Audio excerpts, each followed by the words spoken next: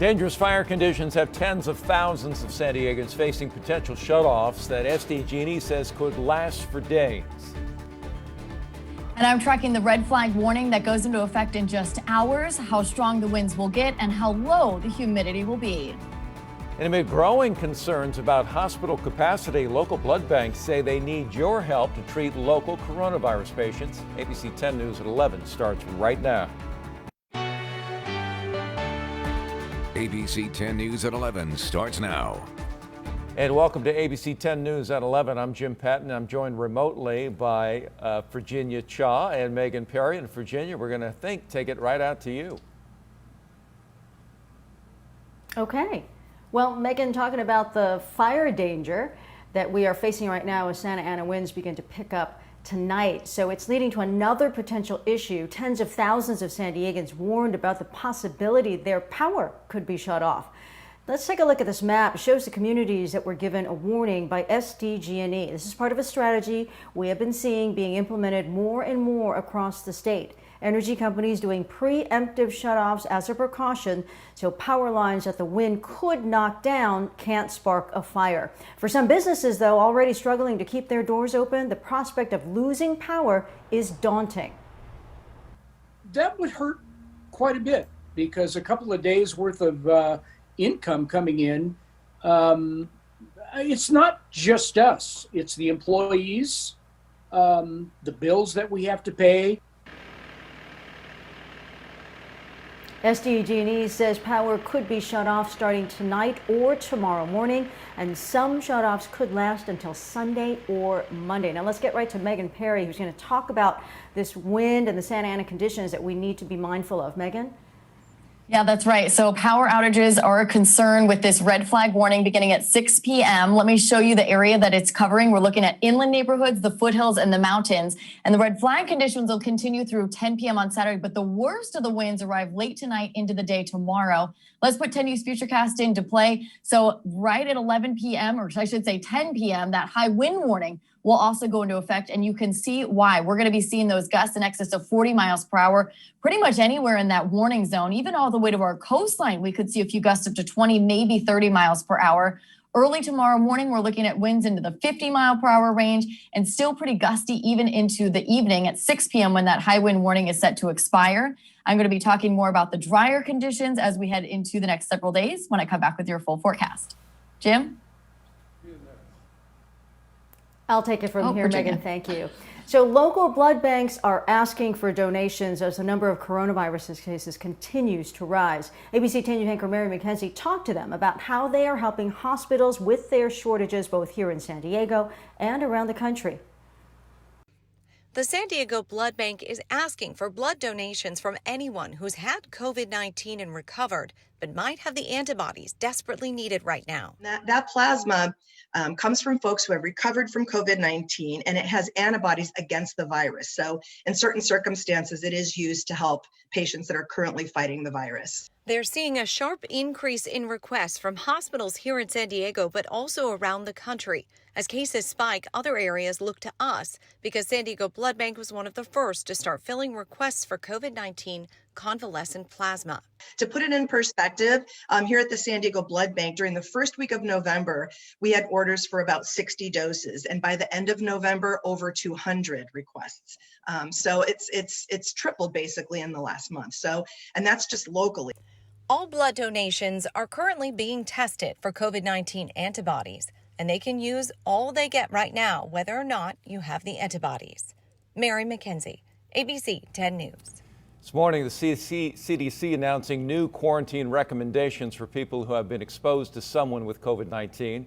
Instead of 14 days, they're now recommending people quarantine for 7 days if they've been exposed to someone who's tested positive, and if that person who was exposed tested negative. They say you should quarantine for 10 days if you're exposed and don't get tested. Officials describe the decision as data-driven and say that it has been under review for weeks. When the 14-day quarantine was set up, it was very early into the pandemic, when we had less information. Now, health officials have said most people are infectious within a week of exposure.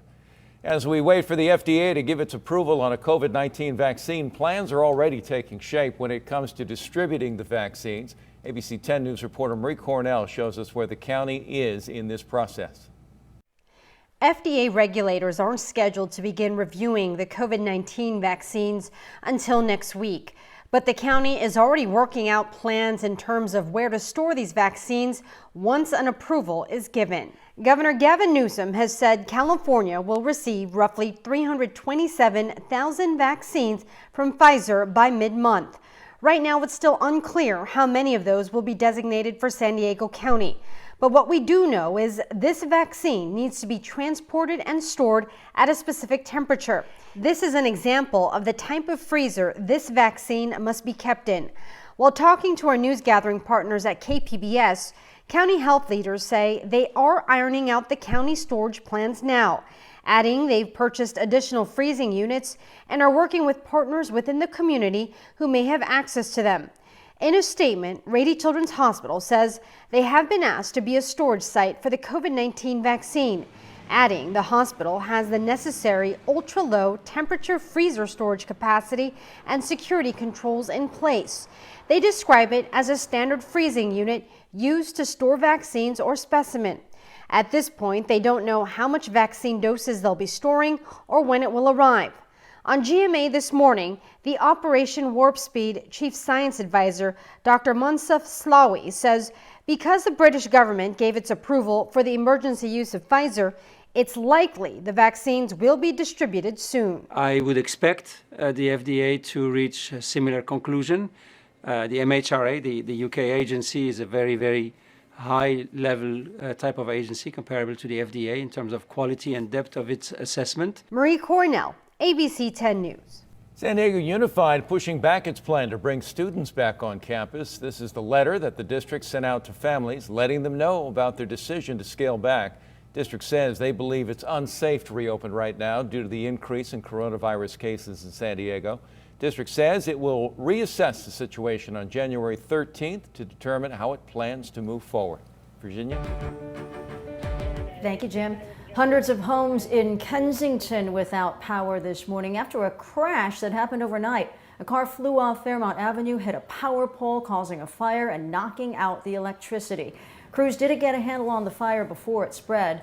Police found the car, but no one was inside or even in that area. They are still looking for that driver.